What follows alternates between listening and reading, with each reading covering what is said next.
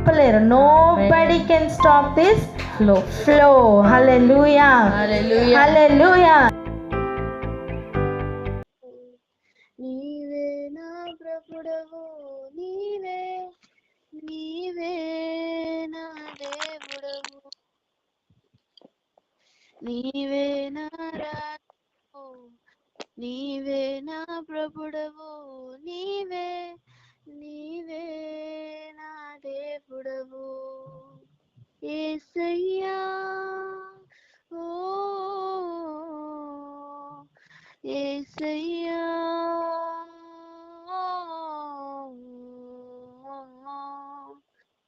విలువ పెట్టిననుకున్నావు, అయినా స్వేచ్ఛను ఇచ్చావు. ప్రతిగా ఇచ్చేందుకు నాకేమున్నది, నాకేమున్నది. విలువ పెట్టిననుకున్నావు, అయినా స్వేచ్ఛను ఇచ్చావు. ప్రతిగా ఇచ్చేందుకు నాకేమున్నది, నాకేమున్నది. ఒకే ఒక్క జీవితం, ఒకే ఒక్క ప్రాణం, ఒకే ఒక్క జీవితం, ఒకే ఒక్క ప్రాణం అర్పెంతును, అర్పెంతును, అర్పెంతును, అర్పెంతును. యేసయ్యా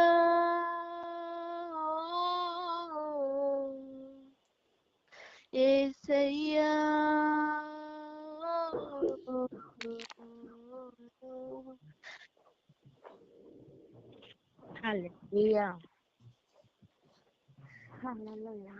చూడండి, మత్తయి సువార్త 25వ అధ్యాయానికి వెళ్దాం.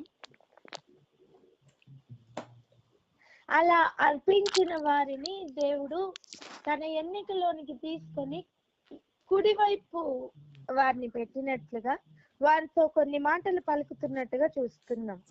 రండి ఆ ఏరియాకి వెళ్దాం. మత్తయి సువార్త 25వ అధ్యాయం 40వ వచనం చదువుదాం. మత్తయి సువార్త 25వ అధ్యాయం 40వ వచనం. అందుకు రాజు మిక్కిలి అల్పులమైన ఈయన ఈ సహోదరులలో ఒకరికి మీరు చేసితిరి కనుక నాకు చేసితిరని నిశ్చయముగా మీతో చెప్పుచున్నానని వారితో అనును.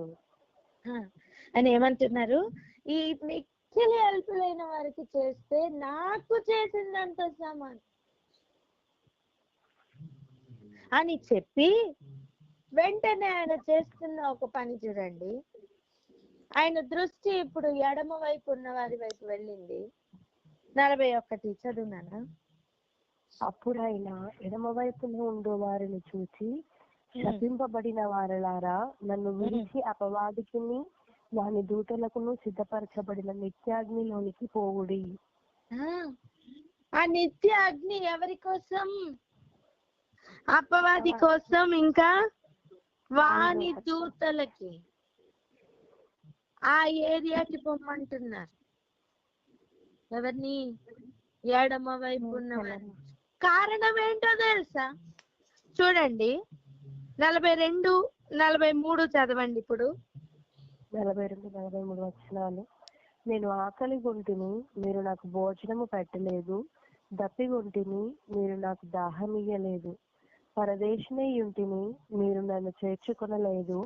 దిగంబరినై ఉంటిని, మీరు నాకు బట్టలు ఇయ్యలేదు. రోగినై చెరసాలలో ఉంటిని, మీరు నన్ను చూడ రాలేదని చెప్పును. ఏమేమి చేయలేదో కూడా ఇప్పుడు చెప్తున్నారు. చూసారా?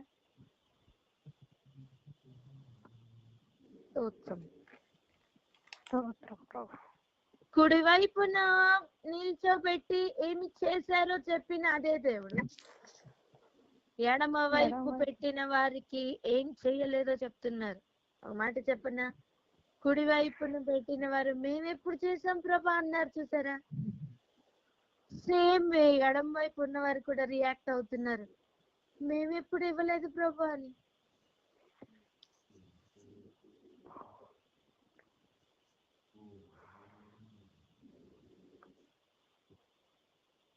వారికి డౌట్ వస్తుందండి.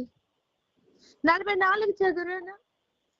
అందుకు వారిలో ప్రభువా, మేమెప్పుడు నీవు ఆకలి కొని ఇందుటైనను, తప్పికొని ఇందుటైనను, పరదేశివై ఇందుటైనను, దిగంబరివై ఇందుటైనను, రోగివై ఇందుటైనను, చెరసాలలో ఉంటైనను చూచి నీకు ఉపకారము చేయకపోతేనని ఆయన అడిగెదరు. నీకెప్పుడు మేము ఉపచారం చేయలేదయ్యా, అసలు నీకెప్పుడు ఆకలేసింది? నీ కోసం అంటే మేము ఏమైనా చేయడానికి రెడీ. నీ కోసం మా ప్రాణాలు ఇచ్చేస్తాం, మా జీవితాలు ఇచ్చేస్తాం అనుకుంటూ బ్రతికిన బ్రతుకు తీర్పు సమయం లెక్కలు తారుమారు చేస్తుంది. అర్పించిన వారికి ఎప్పుడు అర్పించారో తెలీదు, అర్పించని వారికి కూడా ఎప్పుడు అర్పించలేదో తెలియని పరిస్థితి అండి. అర్థం, మనం ఏదో ప్రతిదినం బ్రతికేస్తున్నాం అనుకుంటున్నామా? మనకే తెలీదు మనం ఎక్కడ పాస్ అయ్యామో, మనకే తెలీదు మనం ఎక్కడ ఫెయిల్ అయ్యామో. అందుకే ఈ రికార్డ్స్ అన్ని దేవుడు చూపిస్తున్నారు నాన్న. ఇంతవరకు జీవితం ఎలా గడిచిందో, కానీ ఇక మీదట జాగ్రత్తగా అడుగులు వేద్దామా? మిక్కిలి అల్పులైన వీరిలో ఒకరికైనాను మీరు ఇలాగూ చేయలేదు గనుక నాకు చేయలేదని మీతో నిశ్చయంగా చెప్పుచున్నానని వారితో అనెను. అంతేకాదు, వీరు నిత్య శిక్షకును, నీతిమంతులు నిత్య జీవమునకును పోవుదురు.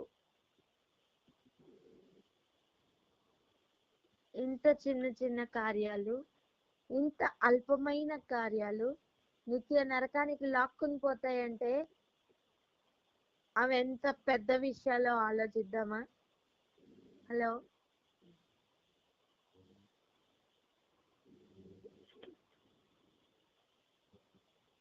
అలాగని ఈ రోజు నుంచి దాన ధర్మాలు చేసుకుంటూ కూర్చోకండి. అన్నం పెట్టమన్నారు, అందరికి అన్నం పెడదాం. దప్పిక ఉన్న వారికి నీళ్ళు ఇచ్చాను, ప్రభువా నేను ఓకేనా అని అడిగితే ఆలోచన చేద్దాం. ఎక్కడెక్కడ చిన్న చిన్న విషయాల్లో తప్పిపోతున్నాం కదా.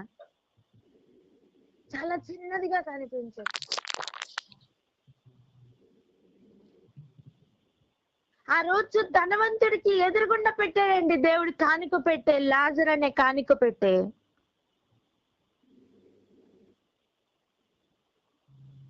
మిక్కిలి అల్పమైన ఒక విషయమే, మిక్కిలి అల్పుడుగానే ఉన్నాడు ఆ రోజు లాజరు. బల్ల మీద నుంచి పడుతున్న రొట్టె ముక్కలతో కాలం గడిపిన లాజరు.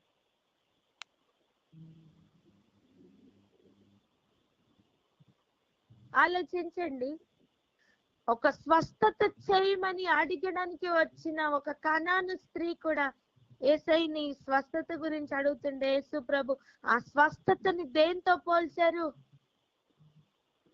రొట్టె ముక్కలతో పోల్చారు.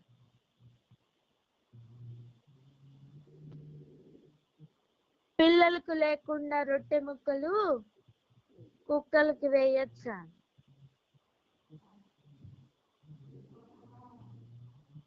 ఆ రోజు ఆయన దేంతో పోల్చారో చూడండి. ఒక స్వస్థతని ఒక రొట్టె ముక్కతో పోల్చలేదా? దేవుని లెక్క వేరండి.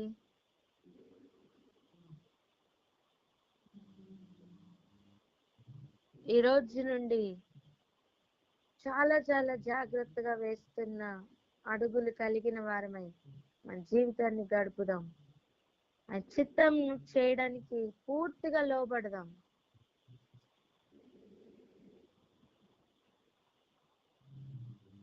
ఎంతమందికి అర్థమవుతుంది?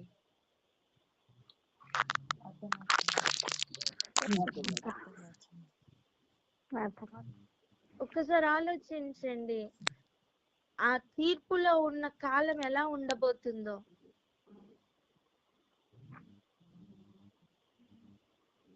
అప్పుడు మన మనసు ఎంతగా మారాలో కొంచెం ఆలోచన చేద్దామా. ఏ వ్యక్తిని ఊరికనే కలవమండి మనం, ఏ వ్యక్తితోనే ఊరికనే జీవించం మనం.